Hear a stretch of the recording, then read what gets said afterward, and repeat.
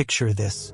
Lena Voss pushes open the glass doors at Edbridge's Boston headquarters just past 7 in the morning, coat still damp from the early rain, and there stands Marcus Hale at the reception desk. He looks up, sees his ex-wife, and the words come out before he can catch them. "You should have stayed gone." The handful of early staff freeze where they stand.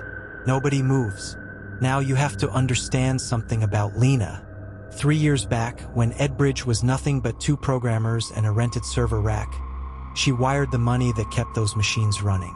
She never put her name on a single invoice. And every month since the divorce, she's paid the bill at Evelyn Hale's nursing home across town. The one Marcus thinks comes from his own account. He has no idea. So what was Lena really holding up all this time? Day 1 begins right there in that lobby. Edbridge had lost its biggest backer 2 weeks earlier after a plagiarism accusation hit the papers. Cash was thin. The board was scrambling.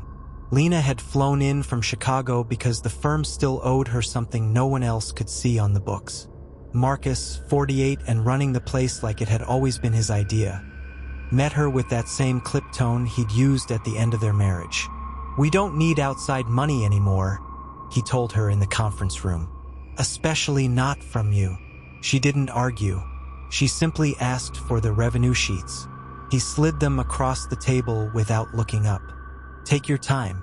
Then take the next flight home." Lena read them once, twice.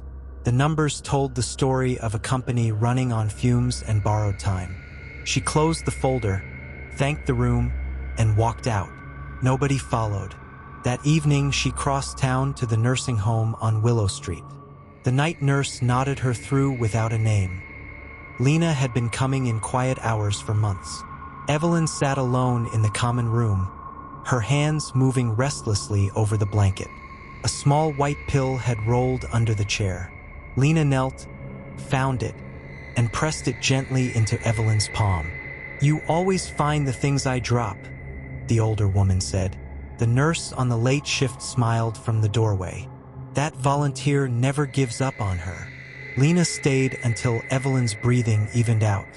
On the nightstand sat the old rattle drum Evelyn's husband had made when Marcus was small, the paint worn smooth from years of small hands. Lena touched the edge once, then slipped out the way she'd come.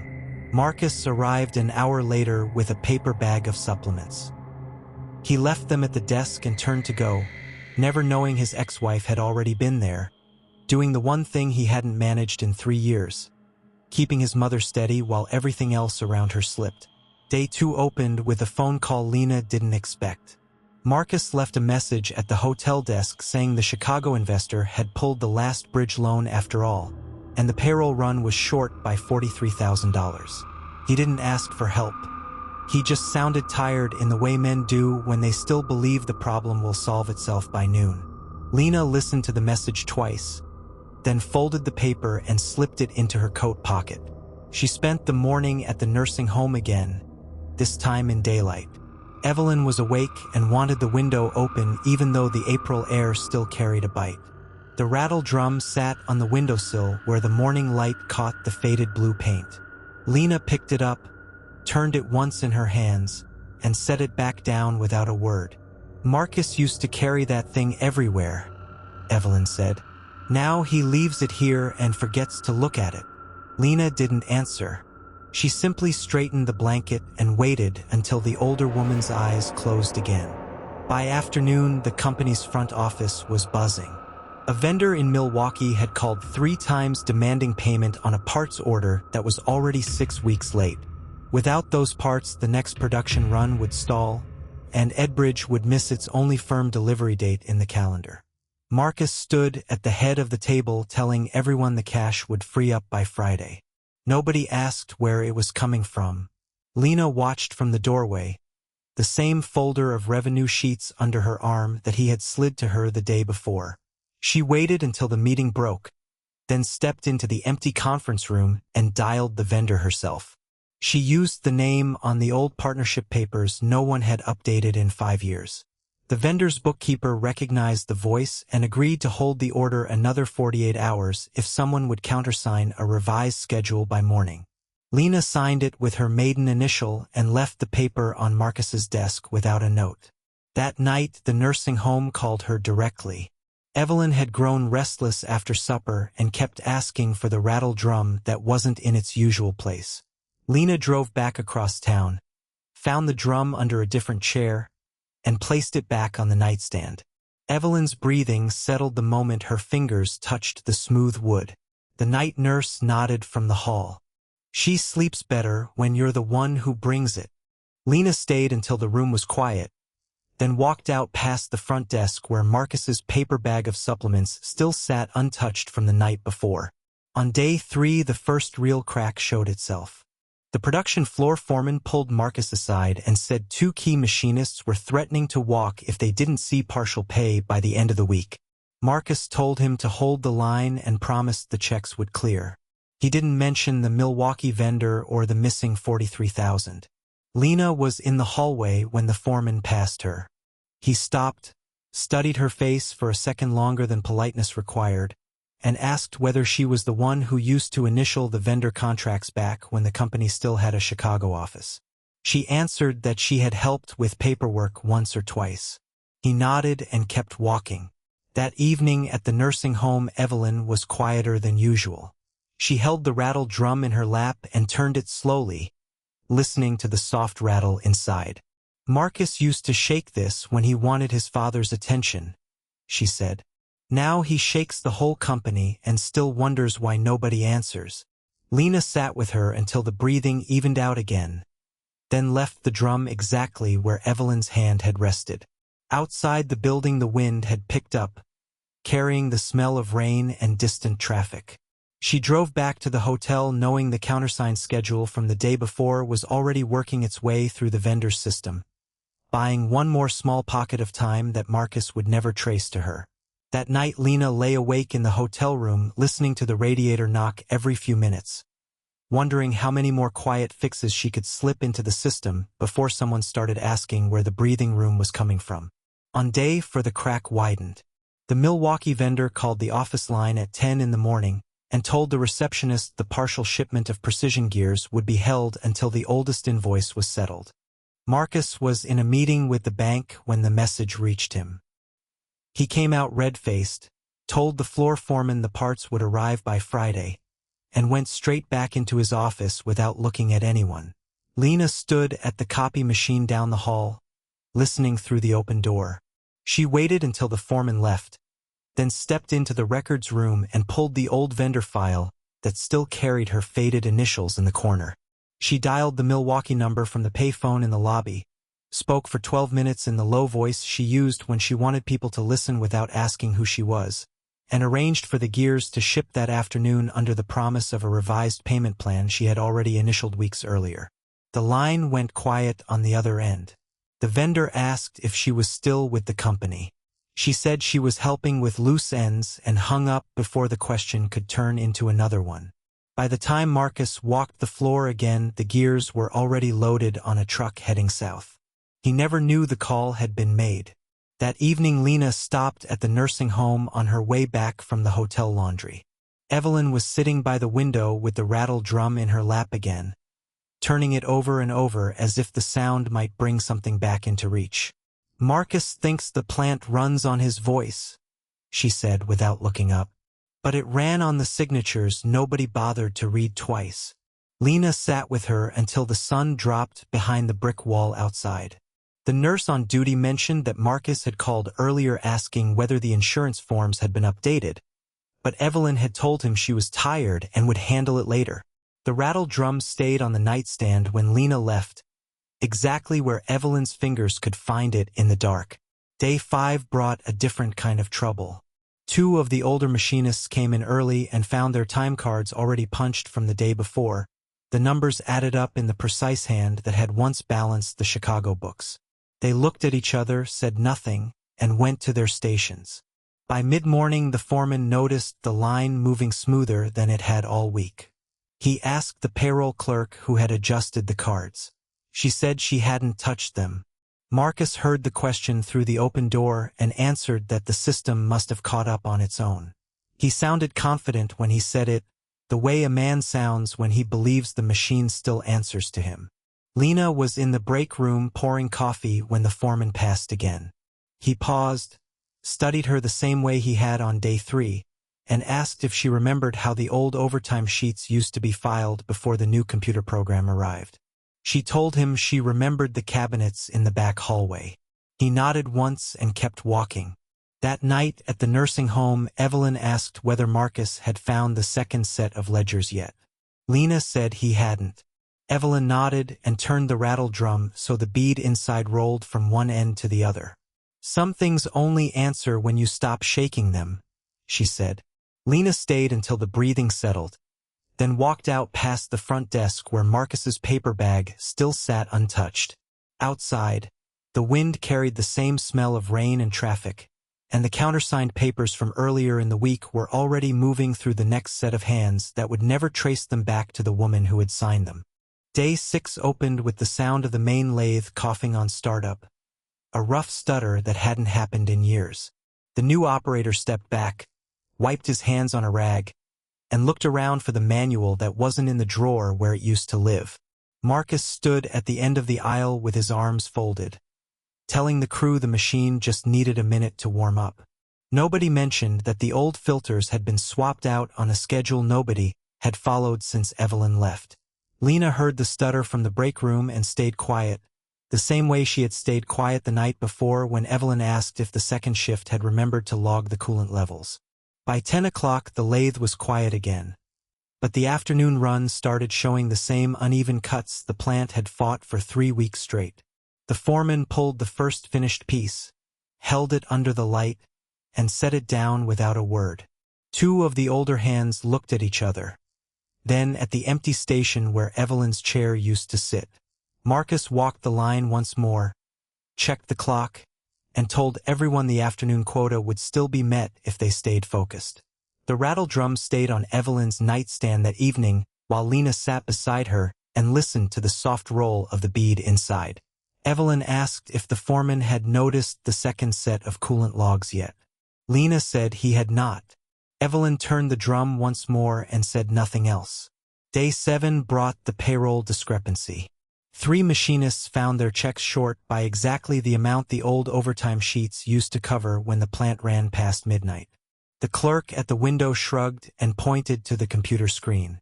Marcus told them the new system was still learning and promised the difference would appear on the next check. One of the men folded his check, slipped it into his pocket, and asked out loud whether anybody had kept the paper copies from last year. Nobody answered. Lena passed the same man on her way out that afternoon. He nodded once, the way the foreman had nodded on day 5, and kept walking.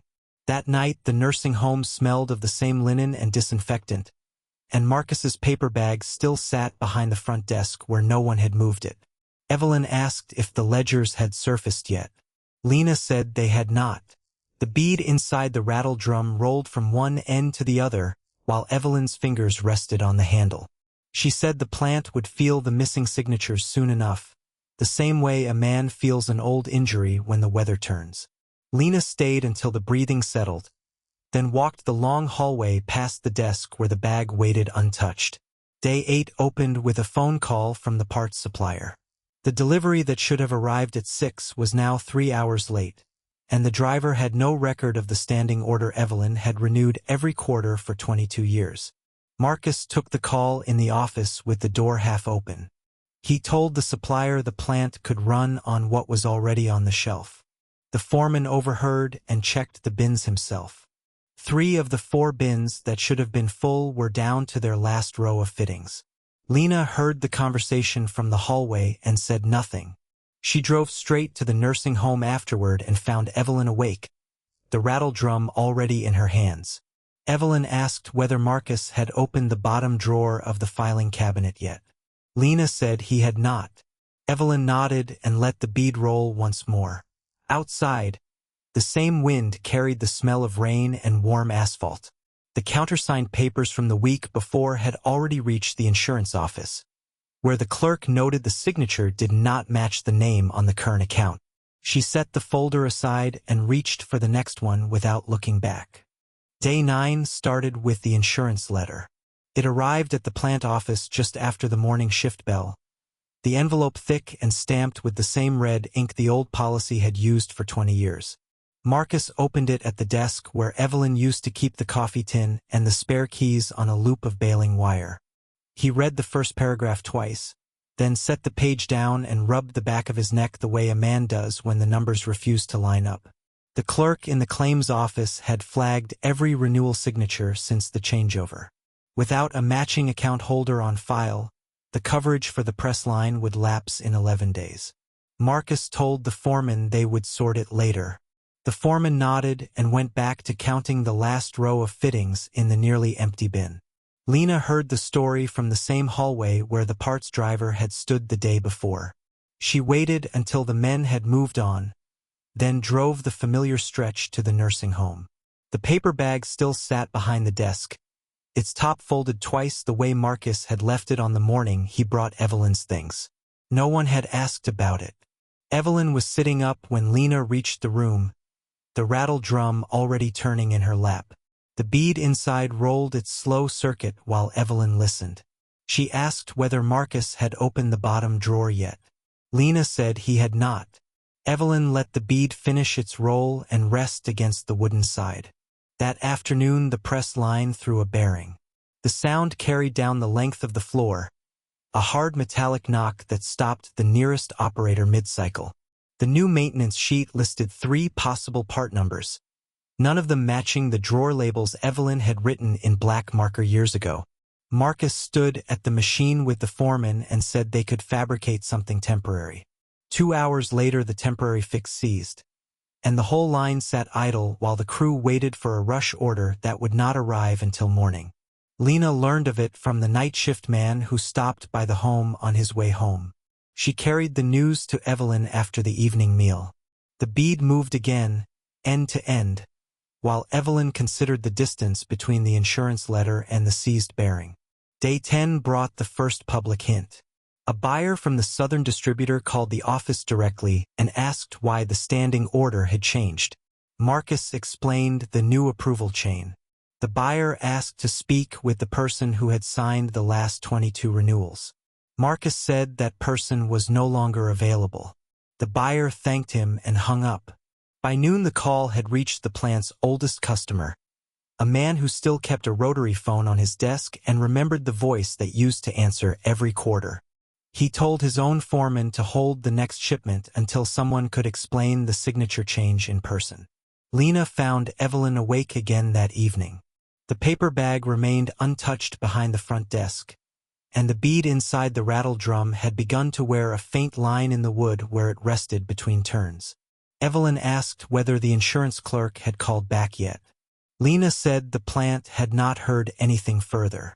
Outside the window the same wind carried the smell of warm asphalt and the faint diesel trace from the loading dock 2 blocks away. Evelyn nodded once, the way the foreman had nodded on day 5, and let the bead roll its quiet circuit while the breathing in the room settled into the night. Day 11 opened with the insurance clerk finally ringing the plant line at 8:30. Marcus took the call at the foreman's desk. The receiver pressed tight to his ear, while the morning crew watched the line stay quiet. The clerk wanted confirmation on the policy rider Evelyn had added 2 years back, the one that covered custom bearings for the older presses. Marcus told him the rider was under review and hung up before the man could ask who had signed the original paperwork. By 10 the bead had already made 3 slow passes inside the rattle drum. Evelyn sat at the kitchen table with Lena, the insurance letter folded beside her plate. She asked Lena to call the office and ask whether the southern distributor had placed their standing order yet. Lena made the call from the hallway phone, and the office girl who answered said Marcus had routed it to a new supplier list. The girl's voice carried a note of apology, the kind you use when you know the person on the other end used to sign those orders herself. 19 hours to the next shift change, and the plant's oldest press began to throw sparks again. The new maintenance sheet had no entry for the carbon brushes Evelyn had kept in a drawer marked with her own hand. Marcus told the crew they could run it at half speed until the parts arrived. Half speed turned into a full stop by noon, and the foreman stood at the idle machine with his hands on his hips, looking at the empty drawer labels. Lena brought that news home after the lunch bell. She found Evelyn in the front room, the paper bag still untouched behind the desk, the bead now resting at one end of the drum as if waiting for the next turn. Evelyn listened without comment, then asked whether the buyer from the southern distributor had called back. Lena said no, but the oldest customer had sent a letter asking for a meeting in person. The envelope sat on the counter, the address written in the same careful script the man had used for 20 years. That evening the wind carried a heavier diesel smell from the loading dock, and the rattle drum made its quiet circuit once more. Evelyn turned the drum in her hands, the bead tracing the worn line in the wood, while Lena folded laundry at the table. Neither spoke of the letter or the idle press. The breathing in the room settled into the slow rhythm of another night that would end before the plant lights came on again. Day 12 began with the foreman pulling Marcus aside at the time clock. A union steward had stopped by the gate and asked why the quarterly safety report carried a signature no one recognized. Marcus said the report was now handled upstairs. The steward nodded, the same short nod the men used when they filed a grievance they already knew would be ignored. By mid-morning the steward's question had reached the loading dock, where two drivers refused the next shipment until someone explained the change. Lena heard the story from the night shift man again, and she carried it home after supper. The bead moved end to end while Evelyn listened. She asked only whether the insurance clerk had followed up on the rider. Lena said the clerk had left a message asking for Evelyn's direct number. The paper bag stayed behind the desk, unopened, and the wind outside carried the same warm asphalt smell that had hung over the plant for 30 summers. Evelyn let the bead roll its circuit, the line in the wood growing a fraction deeper, while the room settled once more into the waiting dark. Day 13 opened with the same gray light over the loading dock, but the drivers were already gathered at the gate when the first shift clocked in. One of the older men held up the safety report again and pointed to the signature line. The new man from upstairs had initialed it, yet the document listed a pressure test that had never been run on the main press. The steward made a note on his clipboard, the same short motion he used when he knew the paper would sit in a file drawer. By 9 the refusal had spread to the second shift, and the southern distributor's truck turned around empty in the yard. Lena heard it from the night man at the back gate when she dropped off the spare keys. She carried the story home after supper, the same way she had carried the last one, and set it on the table beside the envelope that still had not been opened. Evelyn listened without comment. She asked only whether anyone had checked the calibration log from the month before. Lena said the logbook had been moved upstairs too and no one could find the old copy. The bead rolled its slow circuit inside the drum while the wind pressed against the kitchen window, carrying the heavier smell of warm metal and old oil. That night the rattle sounded once more after the lights were out. Evelyn turned the drum in her hands, the line in the wood catching the bead each time it passed. Neither of them spoke of the letter on the counter or the idle press waiting behind the gate. Day 14 brought the first real crack in the new system. A gasket on the secondary feeder gave way at mid-morning, the same one Evelyn had ordered replaced 6 months earlier when the supplier changed the compound. Marcus signed off on the emergency order himself, but the part that arrived was the wrong size. The men on the floor stood around the machine for an hour, waiting for someone to say what came next. The union steward returned at lunch with 2 more questions about the quarterly inspection that still carried the unfamiliar name. Lena brought the news home folded inside a brown paper napkin she had taken from the break room. She laid it beside the drum. Evelyn did not unfold it. She asked only whether the oldest customer's letter had been answered. Lena said the reply had gone out that afternoon, but the meeting was now set for the day after the next.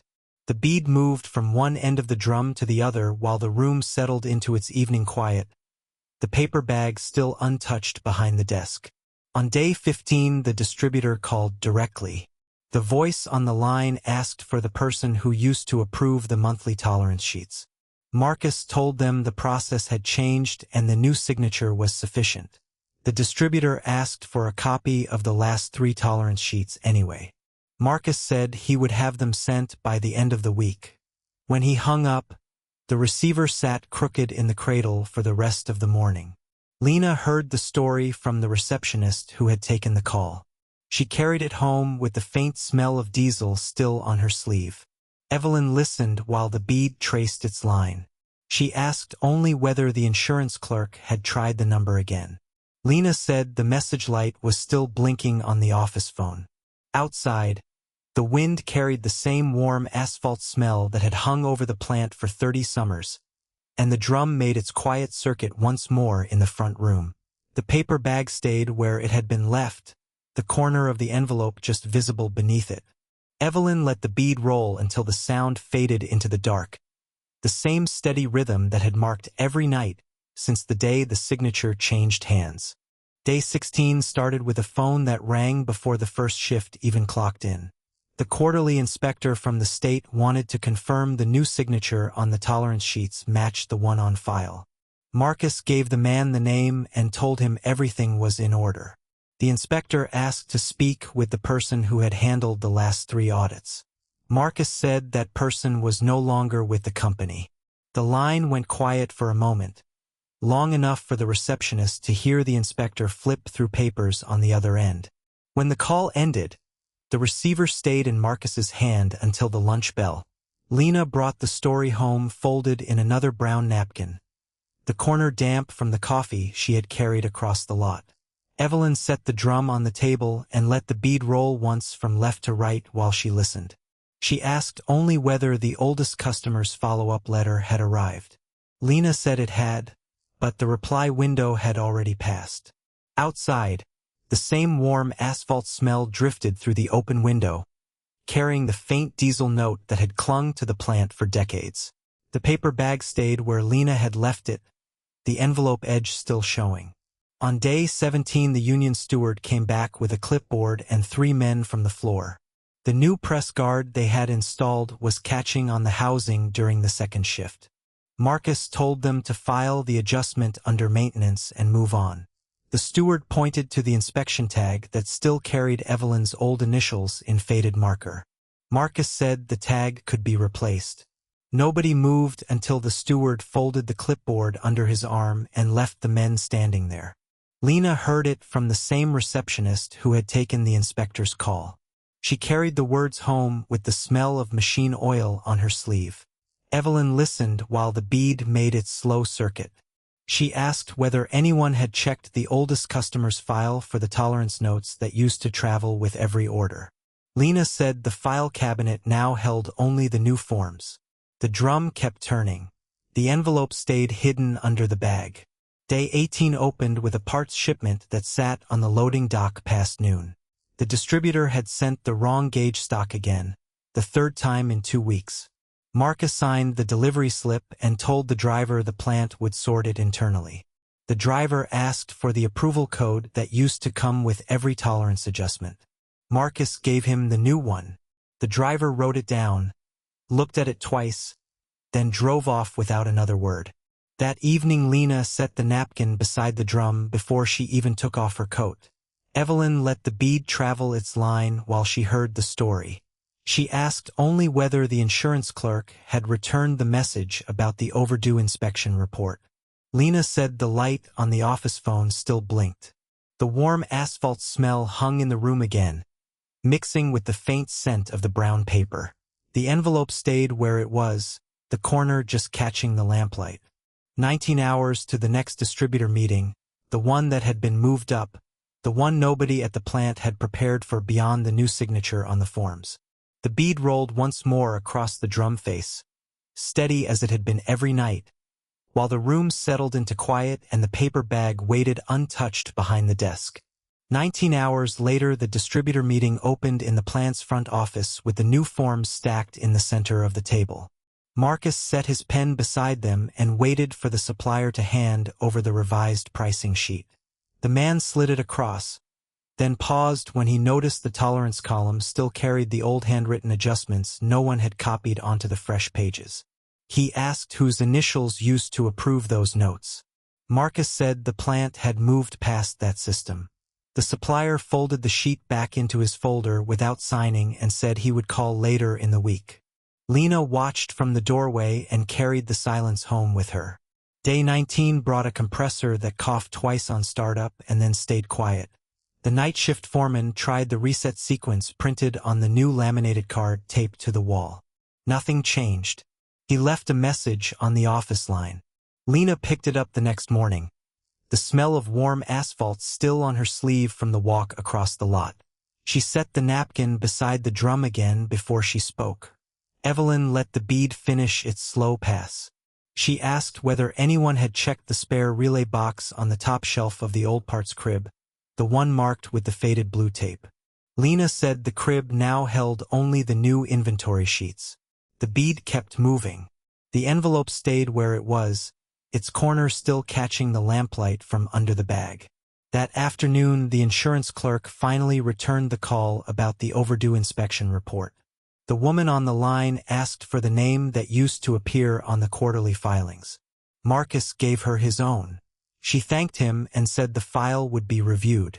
2 hours later, the same clerk called back to ask whether the plant could provide the serial numbers from the original installation logs.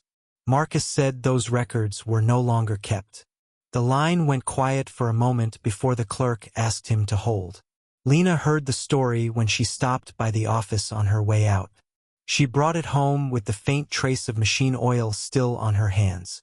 Evening settled the same way it had for weeks. The drum turned under the lamplight. Evelyn listened while Lena described the day. She asked only whether the spare relay box had been opened at all. Lena shook her head. The bead traveled its line once more. The napkin stayed folded on the table. The paper bag waited behind the desk, the envelope still hidden beneath it, its edge just visible when the light shifted. Day 20 began with a customer who arrived at the loading dock carrying a sample part that no longer fit the fixtures on the new line. He set the piece on the counter and asked for the machinist who had always matched the old tolerances by sight. Marcus told him the plant handled those requests through the updated forms now. The customer picked up the part, turned it once in his hands, and said he would come back when someone could read the numbers the way the old files used to list them. He left without placing an order. Lena carried the words home again. She placed the napkin beside the drum before she took off her coat. Evelyn watched the bead roll.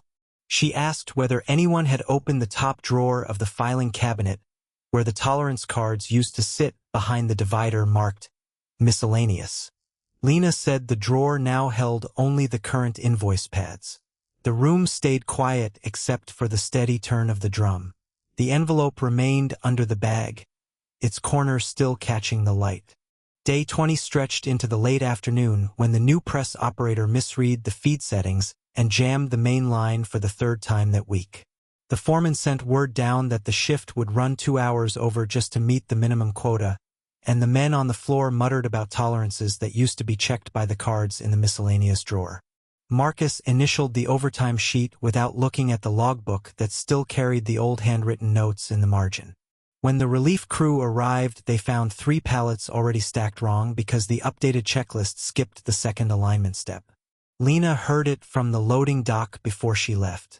She carried the words home the way she always did, the faint smell of coolant still on her sleeves. Evening came on slow. Evelyn kept the drum turning while Lena described the jam and the pallets and the way the foreman had looked at the empty space where the tolerance cards once hung.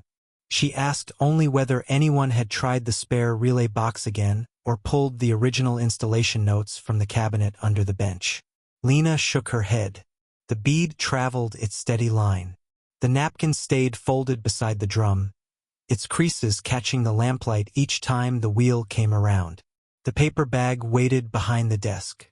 The envelope beneath it stayed out of sight except for that one corner when the light shifted. Day 21 opened with a call from the quality office at the buyer's end. They had rejected the last batch because the mounting holes were off by a 1/16 of an inch, close enough for the old fixtures, not for the new line. Marcus told them the plant had followed every revised procedure and offered to send the updated forms again. The buyer's man on the line asked whether anyone still remembered how the original jigs had been shimmed. Marcus said those records had been archived when the system changed. The buyer thanked him and said they would look elsewhere for the next order. The line clicked off before Marcus could answer. Lena brought the refusal home just after dark. She set the napkin beside the drum before she hung her coat. Evelyn listened without interrupting. She asked whether the top drawer had been opened or the envelope from the old vendor had been looked at for the original shim dimensions. Lena said the drawer held only blank pads now. The bead kept its quiet circuit. The room stayed still except for the soft scrape of the drum against its stand. The envelope stayed hidden under the paper bag, its edge showing only when the lamplight moved across the desk. Day 22 started with the safety inspector showing up unannounced. He found the emergency stops on the new line wired around the old interlock because the revised diagram left that connection off the page. The inspector shut the line down for the rest of the shift and wrote a citation that would sit on the quarterly report. Marcus initialed the form and told the crew they would sort it out once the updated manual arrived. One of the older hands asked quietly whether anyone remembered how the interlock had been bypassed during the last overhaul. Marcus said the new system did not require those steps. The inspector left without lifting the shutdown order. Lena stopped by the office on her way out and heard the whole exchange. She carried the citation notice home folded in her pocket. Evening settled the same as every night before. The drum turned under the lamplight while she told Evelyn about the interlock and the citation and the way the crew had stood silent when the line went dark. Evelyn asked only whether the spare relay box had been opened or the tolerance cards had been pulled from behind the divider. Lena shook her head again. The bead rolled its measured path. The napkin remained folded on the table. The paper bag waited behind the desk. The envelope stayed beneath it, its corner still visible only when the light caught it just right. Day 23 opened with the morning crew walking in to find the main drive motor on the new line running hotter than it should. The temperature gauge climbed past the red line before the first hour was out, and the whole shift stopped while Marcus tried to trace the wiring diagram that had come with the revised manual. He walked the length of the line twice, checked the cooling fans, and finally called the vendor from the office phone. The vendor asked for the serial numbers on the original interlock panel. Marcus read them off and got back the same answer the inspector had given the day before.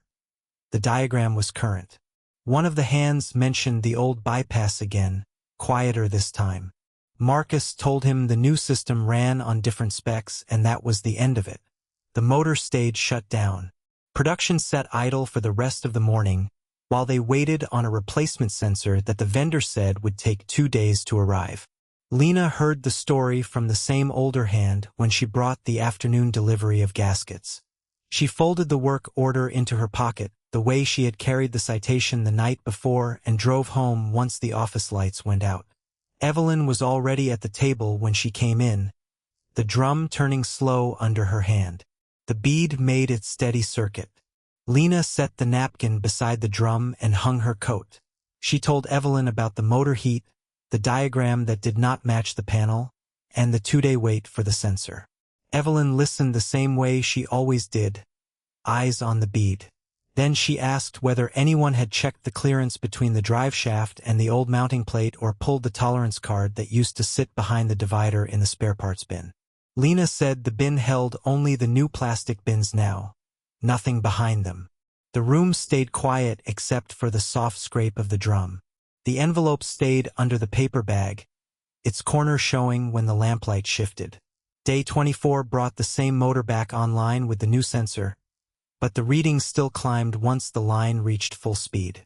Marcus ordered the crew to run it anyway and log the temperatures every half hour. By mid-shift the gauge was back in the red, and the motor tripped again. This time the line manager from the next building came over to watch. He stood with his arms folded while Marcus explained the vendor's answer. The line manager asked whether anyone had looked at the original mounting dimensions. Marcus said those numbers were not in the current manual. The line manager left without saying anything else. The crew worked around the shutdown the rest of the afternoon, moving smaller jobs to the old bench press in the corner. Lena stopped by again on her way home and heard the line manager's question repeated in the break room. She carried that version home folded with the work order. Evening came the same way. Evelyn turned the drum while Lena told her about the repeated trip, the line manager's question, and the way the crew had looked at one another when Marcus read from the manual again. Evelyn asked whether the spare relay box had been opened or the original shim envelope from the first vendor had been pulled from the bottom drawer. Lena shook her head. The bead kept its quiet path. The napkin stayed folded on the table. The paper bag sat behind the desk, the envelope's edge visible only when the light moved across it. Outside, a light rain started against the window, the sound steady enough to match the drum. Day 25 opened with the same motor still down, and the crew had moved 2 more jobs to the old bench press just to keep something moving. Marcus stood at the main console again, reading from the vendor sheet while the line manager from Building 2 watched from the doorway. The readings climbed the same way they had the day before, and by 10 o'clock the motor tripped once more. This time the smell of warm insulation drifted across the floor. Lena carried the work order home folded in her pocket the way she always did. Evelyn listened without interrupting, then asked whether anyone had checked the original shim envelope still taped under the spare relay box. Lena said Marcus had told the crew the manuals covered everything now. The bead kept its slow circle on the drum skin. The napkin stayed folded at the edge of the table, its corner darkened from the rain that had started again. The paper bag sat behind the desk where it always did, the envelope's edge catching the lamplight only when the room went still.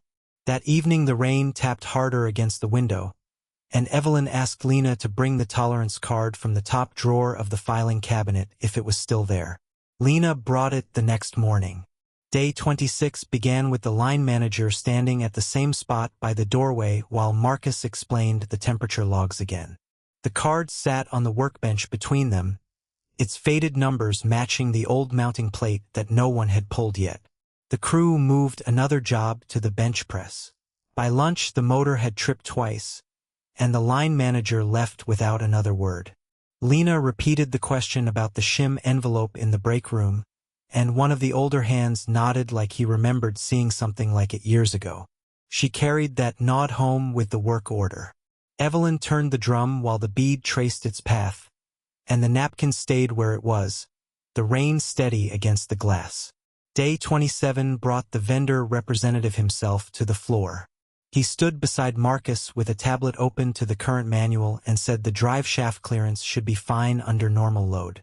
The line manager arrived halfway through the explanation. He asked again about the original dimensions. The vendor said those numbers were not in his records. Marcus agreed and signed the service sheet. The motor ran until 2 in the afternoon before the gauge climbed again and the whole line shut down. The crew worked around it the rest of the shift, the smell of warm insulation still in the air. Lena stopped by the office on her way out and saw the tolerance card still on the workbench where she had left it. She carried the scene home the same way she carried the work orders, and Evelyn listened while the bead kept time on the drum. The envelope stayed under the paper bag, its corner showing only when the light shifted across the desk. The napkin stayed folded on the table, quiet as the rain that had started once more outside.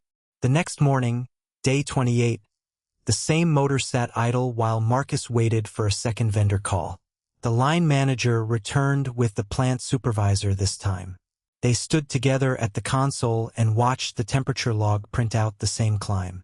The supervisor asked whether the original mounting plate had ever been measured against the current frame. Marcus said the manuals covered the current frame. The supervisor left without signing anything.